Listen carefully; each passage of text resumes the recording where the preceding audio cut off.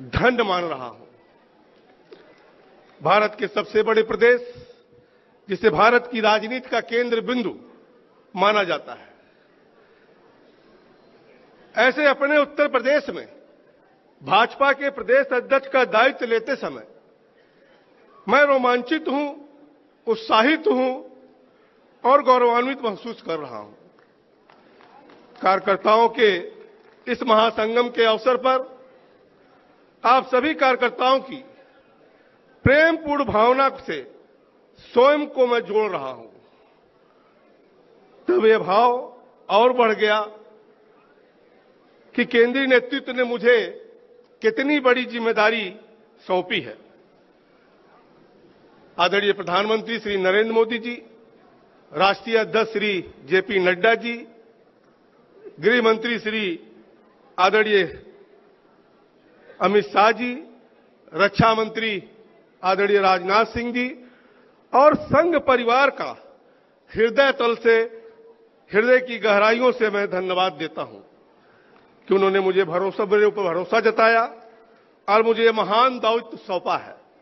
साथियों, ये भारतीय जनता पार्टी जैसी लोकतांत्रिक पार्टी में ही संभव है कि वह मुझ जैसे सामान्य कार्यकर्ता को भी एक बड़ी जिम्मेदारी मिल सकती है।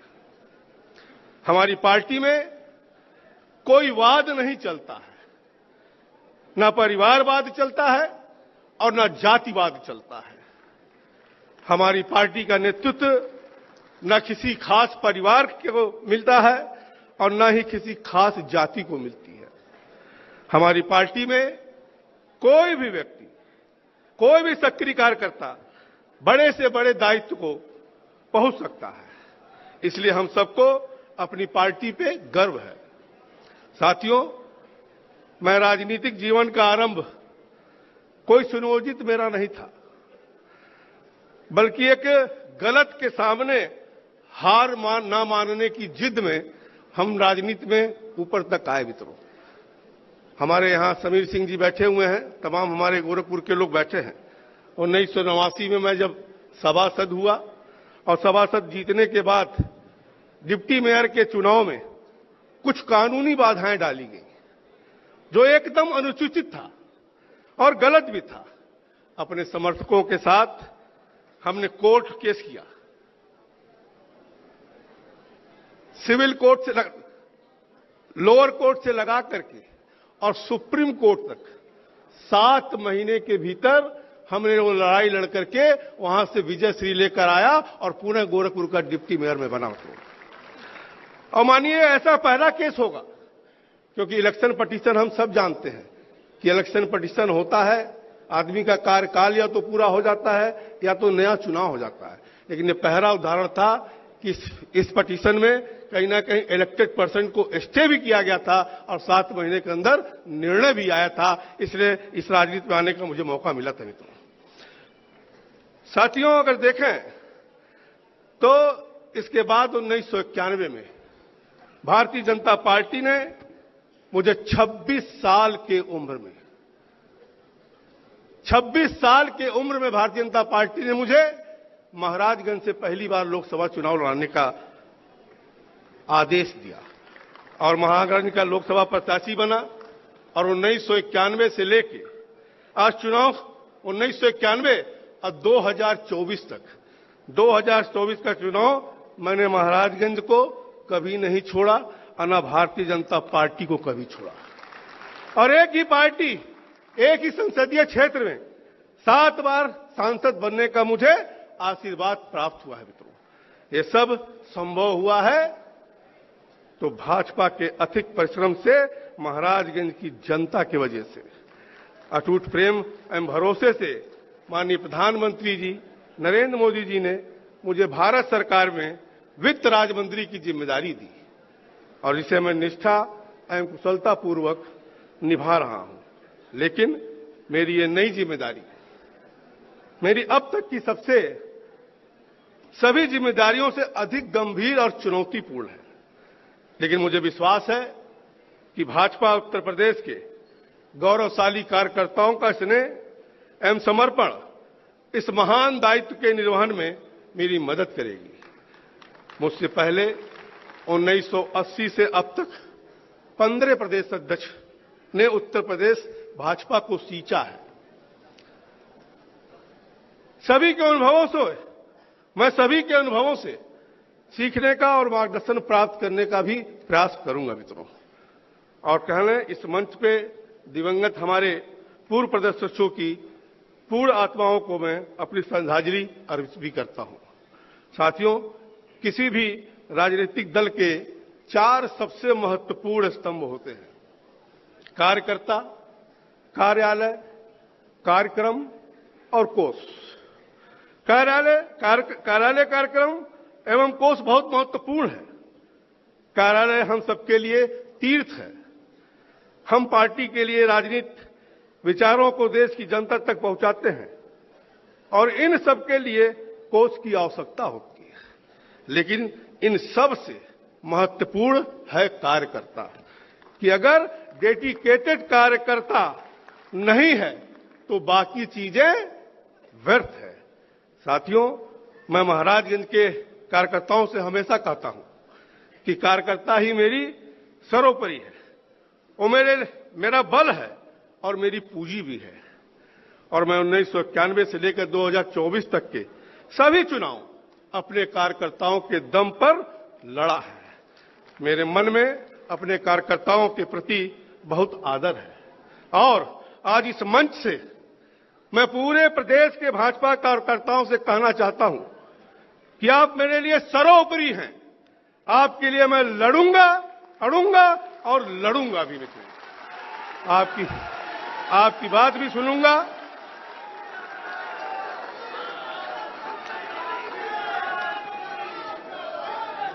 आपकी बात भी सुनूंगा और समाधान खोजने के सारे प्रयास करूंगा। कार्यकर्ताओं से निरंतर संवाद में मेरे 35 वर्ष के राजनीतिक जीवन का अभिन्न अंग रहा है। साथियों, जब आज मुझे यह महत्वपूर्ण दायित्व मिला है तो मैं नेतृत्व शब्द के सही मायने को समझना चाहता हूं और अमल भी लाना चाहता हूं। क्या केवल आदेश देना ही नेतृत्व है? नहीं, मेरे लिए नेतृत्व के मायने हैं बड़प्पन के साथ सबकी बात सुनना और समाधान के हर संभव प्रयास करना होता है। मुझे रूल नहीं करना है, मुझे रूल नहीं करना है, बल्कि रोल अदा करना है। एक समन्वयकारी का रोल अदा करना है, समाधान खोजकर्ता का रोल अदा करना है, एक मुखिया का जो पूरे परिवार को एक साथ लेकर के चलता है उसका रोल अदा करना है। मुझे पूरे उत्तर प्रदेश भाजपा परिवार को एक साथ लेकर के चलना है। मेरे नेतृत्व के मूल मंत्र रहेंगे संगठन, संपर्क, संवाद और समन्वय।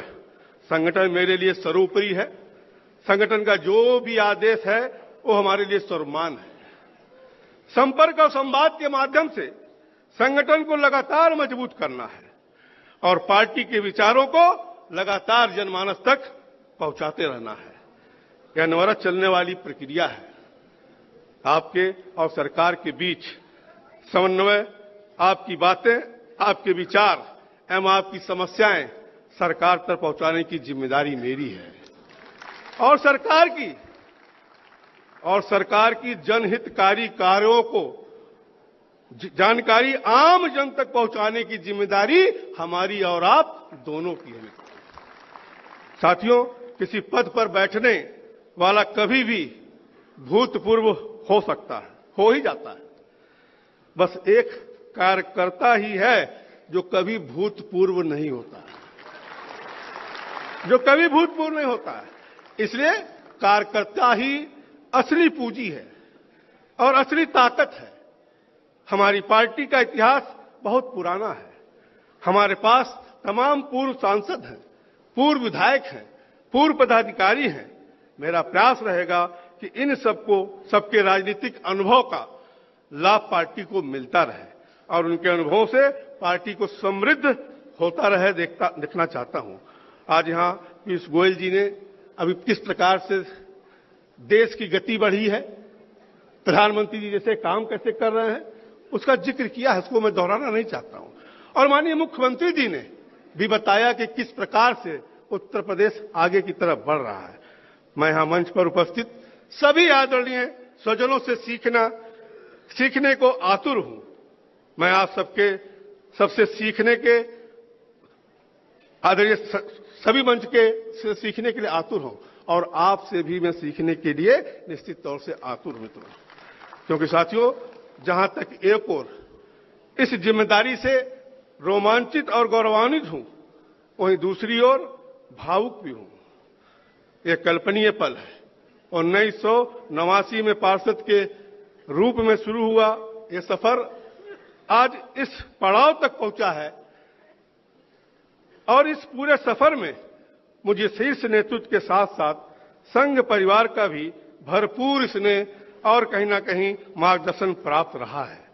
और इस स्नेह और प्रथम पथ प्रदर्शन के लिए संघ के प्रति कृतज्ञ हूं और मैं आशा करता हूं कि आगे भी मुझे यूं ही स्नेह और मार्गदर्शन प्राप्त होता रहेगा। आदरणीय श्री भूपेंद्र जी का प्रदेश अध्यक्ष का 3.5 वर्ष का कार्यकाल विशिष्ट रहा है। अपने उत्तर प्रदेश भाजपा परिवार को नई ऊर्जा दी है और मेरा प्रयास रहेगा कि भाजपा परिवार के संगठन को और नई ऊंचाइयों तक ले जाऊंगा। साथियों, 2014 से इस देश के यशस्वी प्रधानमंत्री नरेंद्र मोदी जी ने बागडोर संभाला है और आप सबने देखा होगा, अभी हमारे मुख्यमंत्री जी ने भी उसकी चर्चा किया और पीयूष जी ने भी उसकी चर्चा किया कि 2014 का भारत कैसा था और 2025 का भारत आज कैसा है। अगर आप देखें तो हमने समावेशी विकास किया है। प्रधानमंत्री जी का जो मंत्र है, सबका साथ, सबका विकास, सबका विश्वास और सबका प्रयास, अगर आप देखें, जो पीयूष जी बता रहे थे कि 80 करोड़ लोगों को राशन मुफ्त में दिया जा रहा है, मकान सबको मुफ्त में दिया जा रहा है, लेकिन कहीं ना कहीं समावेशी विकास के साथ साथ कोई भेदभाव करके नहीं दिया जा रहा। जो दीनदयाल जी की अंत्योदय की सोच थी, उस दीनदयाल जी के अंत्योदय को सोच को पूरा करने के लिए प्रधानमंत्री जी उस अंतिम व्यक्ति को उसके आम जीवन में जो आवश्यक चीजें हैं उसको कहीं ना कहीं देने का प्रयास मोदी जी ने किया। मित्रों, गरीब को क्या चाहिए?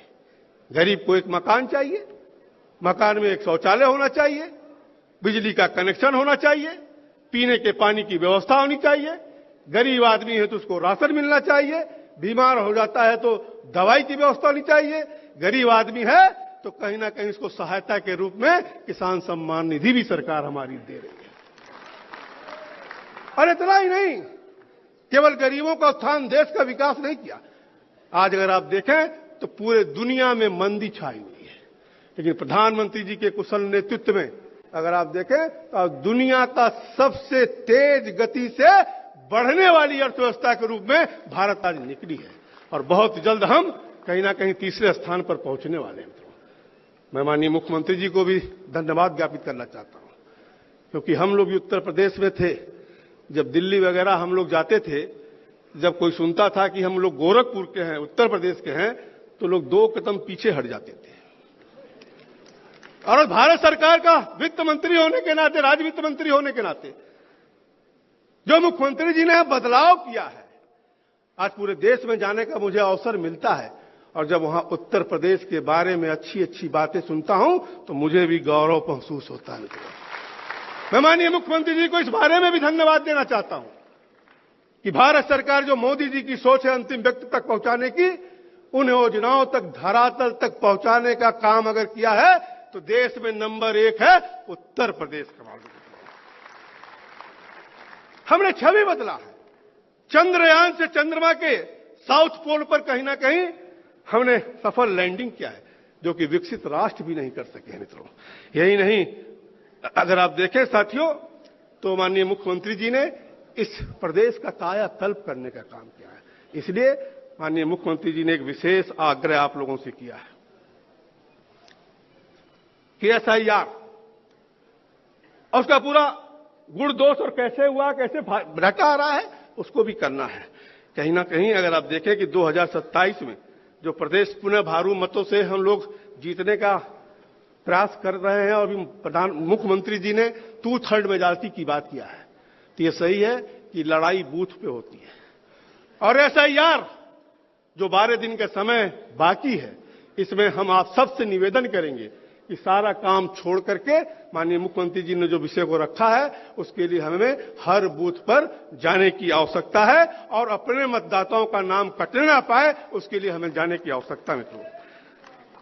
और अभी देखें आप तो अंत में मैं अभूतपूर्व क्षण के इस मंच के माध्यम से शीर्ष नेतृत्व के प्रति और आप सबके प्रति अपनी कृतज्ञता व्यक्त करता हूं।